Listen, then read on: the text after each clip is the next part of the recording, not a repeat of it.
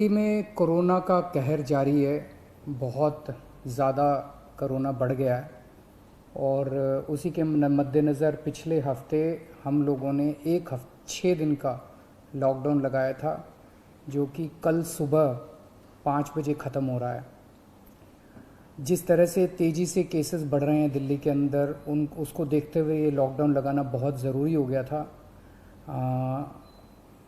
ये एक तरह से आखिरी हथियार है कोरोना के से डील करने के लिए, लेकिन जिस तरह से केसेस बढ़ रहे थे, ये आखिरी हथियार इस्तेमाल करना ज़रूरी हो गया था।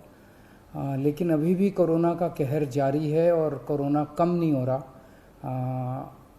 तो इसीलिए उसके मद्देनज़र कई लोगों के भी, जनता के बीच में भी जब हम लोगों ने बात करने की कोशिश की, सबका मत यही है कि लॉकडाउन को भी और बढ़ाना चाहिए।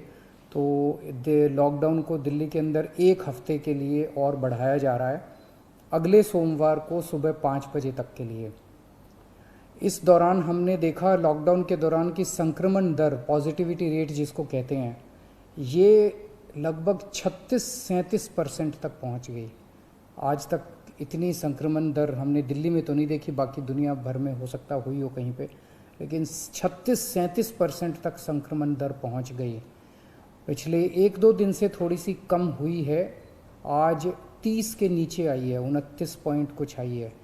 मैं ये नहीं कह रहा कि कोरोना ख़त्म होने की दिशा में जा रहा है, लेकिन ये अभी तथ्य हैं। अभी और कुछ दिन देखना पड़ेगा, हो सकता है बढ़ जाए, हो सकता है कम हो, लेकिन हम भगवान से प्रार्थना करते हैं कि कोरोना से हम लोगों को मुक्ति मिले। पिछले कुछ दिनों से हम देख रहे हैं कि दिल्ली में ऑक्सीजन की काफ़ी ज़्यादा समस्या हो रही है। दिल्ली में ऑक्सीजन की काफ़ी कमी महसूस हो रही है। दिल्ली की इस वक्त ज़रूरत 700 टन की है और हमें केंद्र सरकार से 480 टन अलॉट हुई है।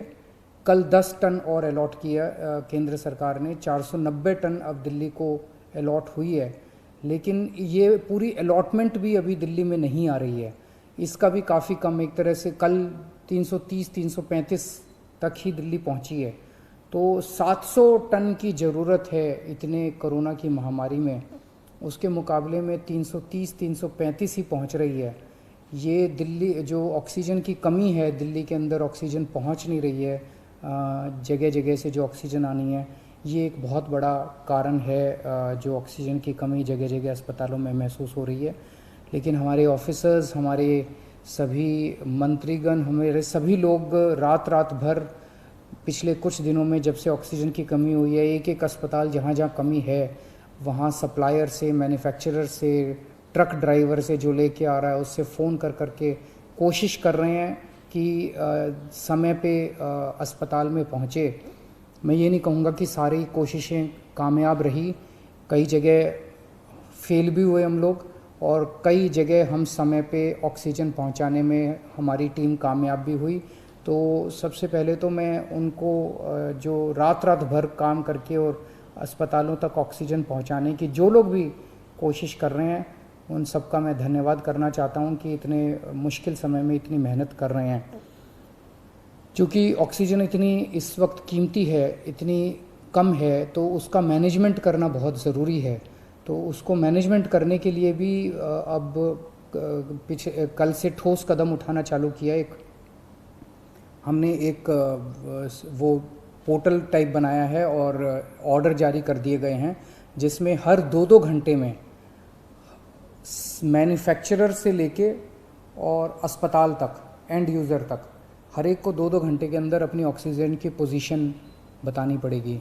कि मैन्युफैक्चरर को बताना पड़ेगा कि पिछले 2 घंटे के अंदर कितने ट्रक उसके निकले, सप्लायर को बताना पड़ेगा कि कितने ट्रक उसके दिल्ली के अंदर, दिल्ली की तरफ जा रहे हैं, अस्पतालों को बताना पड़ेगा कि पिछले 2 घंटे में कितनी इस्तेमाल हो गई, कितने घंटे की और बच गई।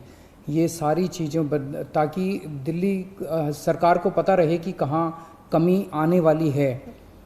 तो इसके अलावा केंद्र सरकार से काफ़ी सहयोग मिल रहा है। कल भी पूरा दिन केंद्र सरकार के अलग अलग मंत्रालयों के साथ हमारे ऑफिसर्स की टीम बैठी रही और दोनों टीमें, केंद्र सरकार और दिल्ली सरकार, अच्छे से मिलके काम कर रही हैं और कोशिश की जा रही है कि जो भी सप्लाईज़ आने में दिक्कत हो रही है, उन दिक्कतों को दूर किया जा सके।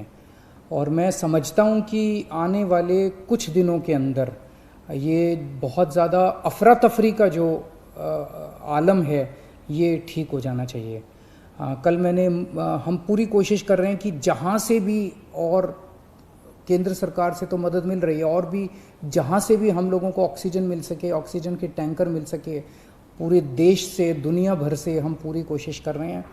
कल देश के सभी मुख्यमंत्रियों को मैंने चिट्ठी लिखी है कि अगर आपके यहाँ, आपके राज्य में, गवर्नमेंट में या किसी कंपनी में कोई ऑक्सीजन की पॉसिबिलिटी हो तो हमें ऑक्सीजन मुहैया कराइए, ऑक्सीजन टैंकर मुहैया कराइए। कुछ एक राज्यों के साथ बातचीत भी शुरू हुई है। जब भी कुछ कॉन्क्रीट नतीजे आएंगे मैं आपको ज़रूर बताऊंगा। लेकिन बहुत ज़्यादा कठिन परिस्थिति है। इन कठिन परिस्थितियों के अंदर सब मिलके काम कर रहे हैं।